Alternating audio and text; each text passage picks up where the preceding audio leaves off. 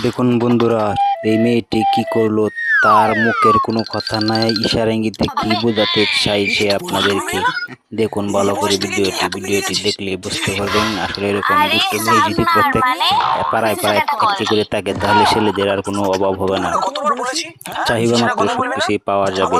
এইটি এই মেয়েটির একটি উদাহরণ। দেখুন দোকানদারকে সে মুখে কিছু না বলে হাতে ইশারা করছে, এতে কি বোঝা যায় বুঝতেই তো পারছেন আপনারা, লিজেন্ড যারা তারা বুঝবেন। তো এরকম দুষ্ট মেয়ে যদি থাকে তাহলে তো কোনো কথাই নাই, ছেলেদের কোনো কিসের আবার সমস্যা।